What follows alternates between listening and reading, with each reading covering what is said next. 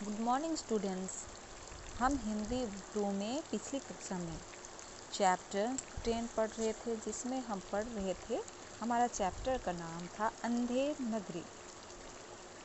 तो हमने पहला दृश्य में अंधेर नगरी में पहला दृश्य में पढ़ा कि शहर के बाहर सड़क पर महंत जी और 2 चेले बातें कर रहे थे।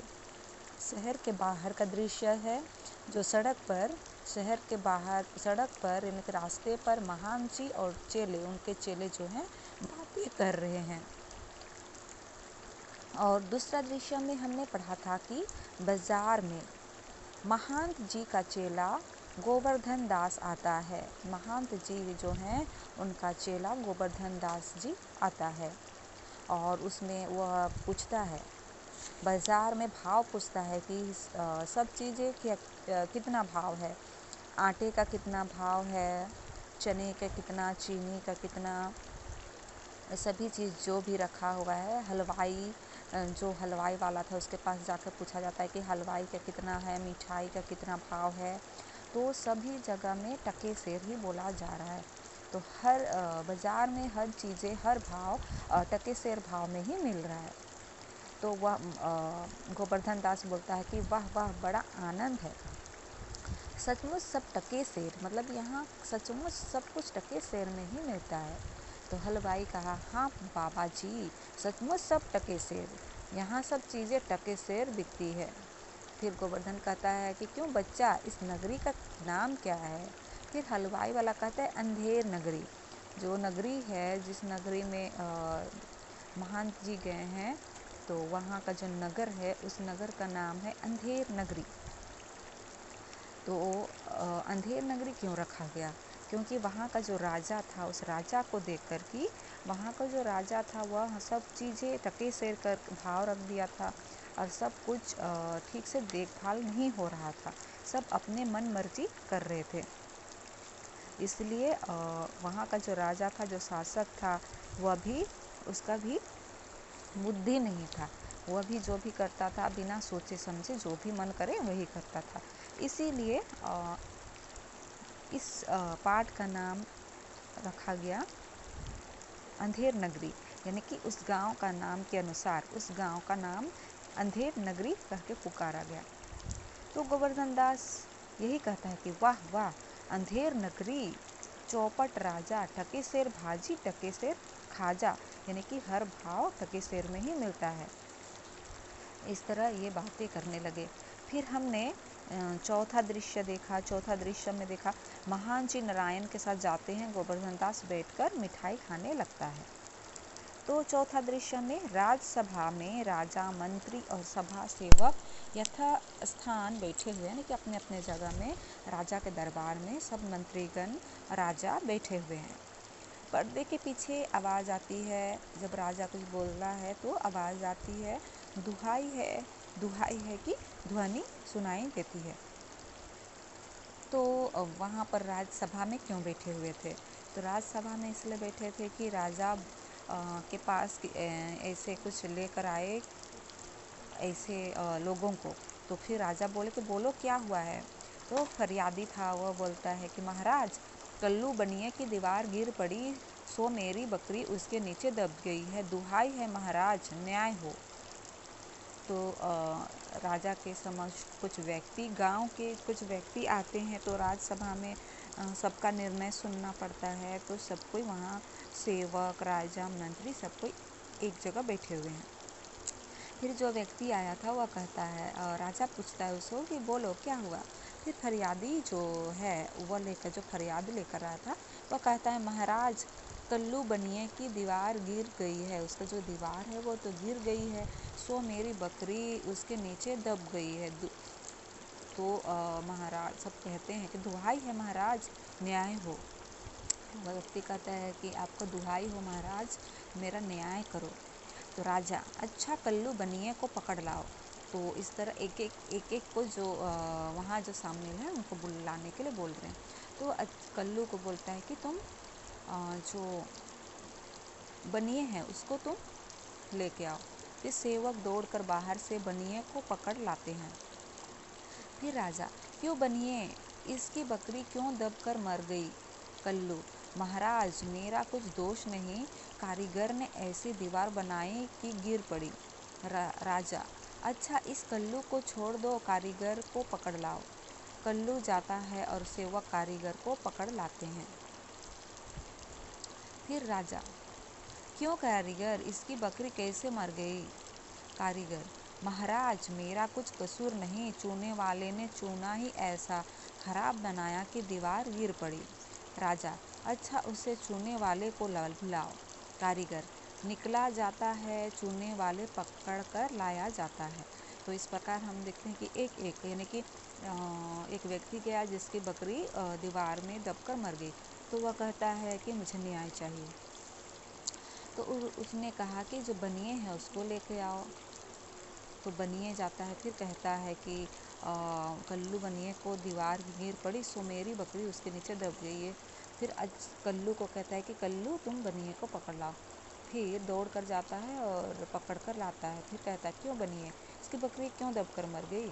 कल्लू कहता है महाराज मेरा तो कुछ दोष ही नहीं है, कारीगर ने ऐसी दीवार बनाया है जिसके कारण मर गई, यानी कि मेरा तो कोई मतलब यहाँ पर मेरा कोई कसूर नहीं है, दीवार में बकरी दबकर मर गई है,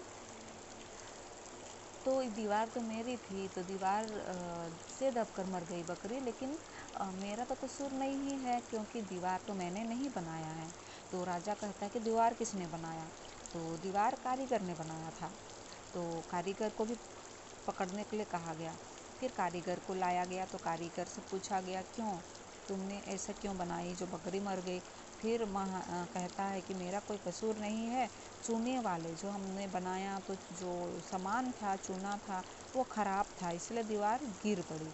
तो राजा कहता है कि उस चूने वाला को लेकर आओ। मतलब इसमें एक एक को देखा जा रहा है, तो इससे ही पता चल रहा है कि राजा किस तरह का था, एक एक को भेज रहा है वहाँ। और ये जो बकरी मर गया इसके सिलसिला काफ़ी देर तक इस तरह चल रही है। तो कारीगर निकला जाता है, चूने वाले पकड़ लिए जाते हैं और उसको लेकर आया जाता है। तो आगे आज हम देखते हैं कि क्या होता है। राजा, क्यों चूने वाले, तुमने खराब चूना क्यों दिया? चूने वाला, महाराज मेरा कुछ दोष नहीं, भिस्ती ने चूने में पानी ज़्यादा डाल दिया, इसी से चूना कमज़ोर हो गया है। फिर राजा पूछता, अच्छा उस भिस्ती को लाओ। चूने वाला निकला जाता है और भिस्ती लाया जाता है। राजा, क्यों भिस्ती, इतनी पानी क्यों डाला दिया कि उसकी दीवार गिर पड़ी और बकरी दब गई? फिर भिस्ती, महाराज गुलाम का कोई कसूर नहीं, कसाई ने मश्क इतनी बड़ी बना दी थी कि उसके पानी ज़्यादा आ गया। राजा, अच्छा कसाई को लाओ, भिस्ती को निकालो। सेवक भिस्ती को निकालते हैं और कसाई को लाते हैं। फिर राजा कहते हैं, क्यों कसाई तुमने ऐसी मशक क्यों बनाई?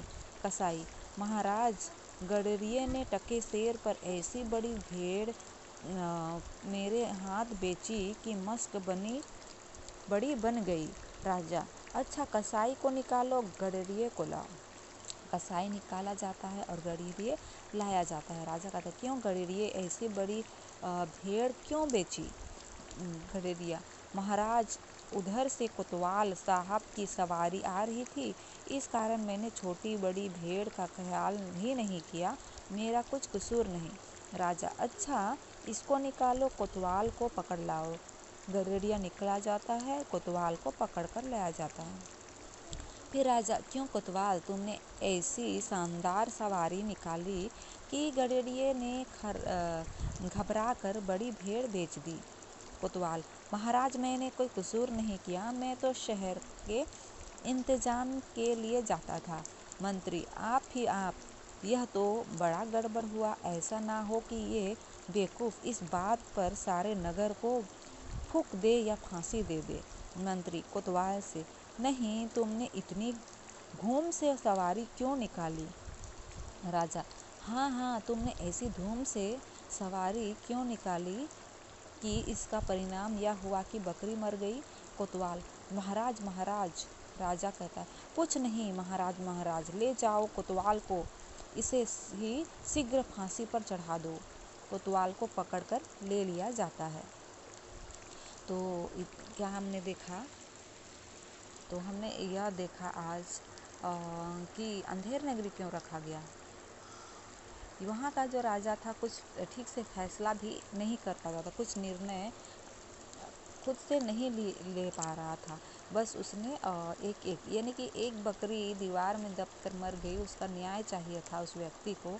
तो देख रहे हैं कि एक एक व्यक्ति को गांव का इस तरह से गांव का बहुत सारे लोग वहाँ हो गए, मतलब एक एक को बुला रहे, कभी चूने वाले को, कभी कारीगर को, कभी कसाई, कभी बनिए, एक एक जो उसने किसने बेचा गडेरिए, किससे लिया गया, कौन बनाया दीवार, सबको वहाँ पर बुलाया जा रहा है। फिर अचानक हमने क्या देखा कि हाँ, फिर कोतवाल को लेकर आया गया अंतिम में। तो महाराज उसने कहा कि मैंने कौन सा कसूर किया है, मैं तो शहर का इंतज़ाम के लिए जाता हूँ, मैं तो शहर का इंतज़ाम करता हूँ। फिर मंत्री कहता है आप कहते हैं, यह तो बड़ा गजब है कि ऐसा हो कि बेवकूफ़ इस बात पर सारे नगर को फूंक दे या फांसी दे दे। फिर मंत्री कोतवाल से कहते हैं नहीं, तुमने इतनी घूम से सवारी क्यों निकाली थी।